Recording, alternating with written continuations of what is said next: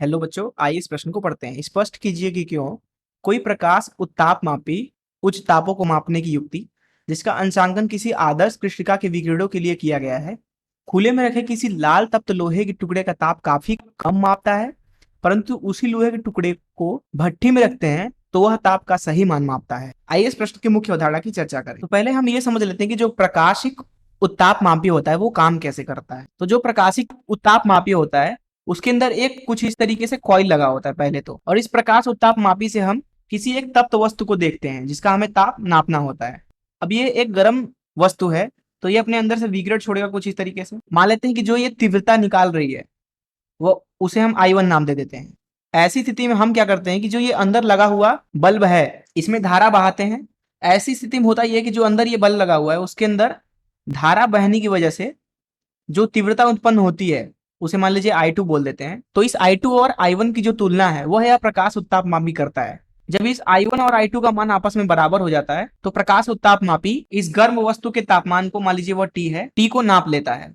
तो इस मुख्य अवधारणा का इस्तेमाल करके आइए इस प्रश्न को हल करें। तो यहाँ पे हमसे बोला जा रहा है कि एक लोहे का तप्त टुकड़ा है, तो मान लेते हैं यह है लोहे का तप्त टुकड़ा। अब यह दो स्थितियों में है। पहली स्थिति में इसे खुले में रखा हुआ है कुछ इस तरीके से। वहीं दूसरी स्थिति में इस लोहे के टुकड़े को भट्ठी के अंदर रखा गया है कुछ इस तरीके से। ये आपकी भट्ठी हो गई, इसके अंदर इस छड़ को रख दिया गया है कुछ इस तरीके से। अब भट्ठी जो है वो विकिरण छोड़ेगा अंदर की तरफ कुछ इस तरीके से। तो हम पहले स्थिति के बारे में बात करते हैं। पहली स्थिति में जो लोहा का टुकड़ा है वह कुछ इस तरीके से खुले में रखा हुआ है। मान लेते हैं कि जो बाहर का तापमान है वो T0 है और इस तप्त टुकड़े का जो तापमान है वो T है। ऐसी दशा में किरचॉफ का नियम कहता है कि ये अपने चारों तरफ कुछ इस तरीके से विकिरणों को छोड़ेगा। अब मान लेते हैं कि इस विकिरण की जो तीव्रता है वह I है, तो I का मान लिखा जाता है I बराबर dq बटा dt गुणे 1 बटा a, और इसका मान होता है सिग्मा E T की power 4 minus sigma E T0 की पावर 4, जहां T जो है वो वस्तु का तापमान है और T0 बाहरी वातावरण का तापमान है जिस माध्यम में वस्तु को रखा गया है। तो यहाँ पे जो तीव्रता है उसका मान लिखा जाएगा सिग्मा E T की पावर 4 माइनस T0 की पावर 4।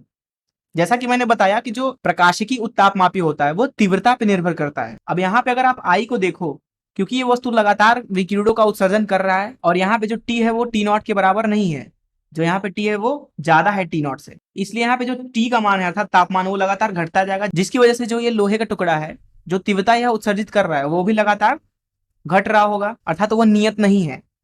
इसकी वजह से जो प्रकाशिकी उत्ताप मापी है उसके अंदर जो लगा कॉइल है, जैसा कि यहाँ पे आप देख सकते हैं, उसकी जो तीव्रता है वह इस वस्तु की तीव्रता के बराबर नहीं हो पाएगी, क्योंकि इस वस्तु की जो तीव्रता है वो लगातार बदल रही है, वो लगातार घट रही है। अब जिस तरीके से इस वस्तु का जो तापमान घटता जाता है वह इस T0 तापमान के करीब होता जाता है, तो अंतिम में जाकर ऐसा होता है कि इस I का मान लगभग नियत हो जाता है, और ऐसा तब होता है जब तापमान काफी कम हो जाता है। तो इसी स्थिति में जो प्रकाश उत्ताप मापी होता है वो तापमान को नापता है।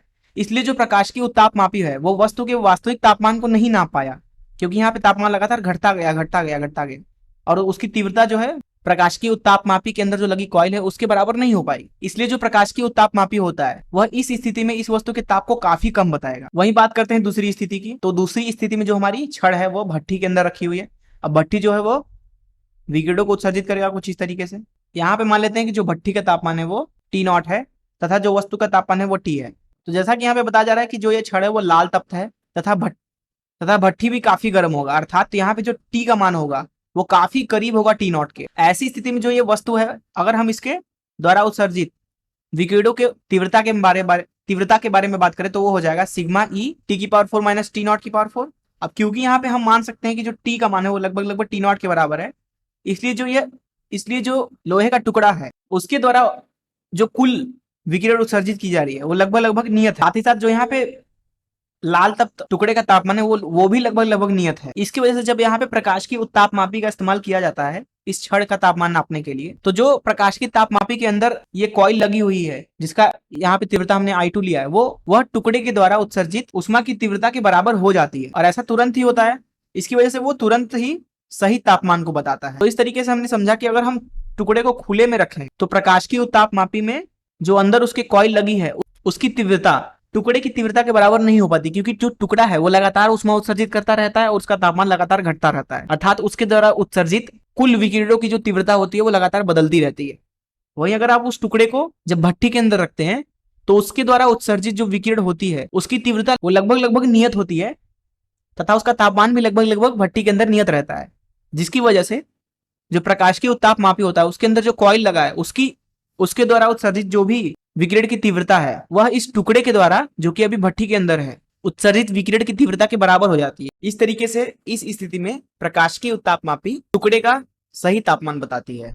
मैं आशा करता हूं कि आपको इस प्रश्न का हल जरूर समझ में आया होगा। धन्यवाद।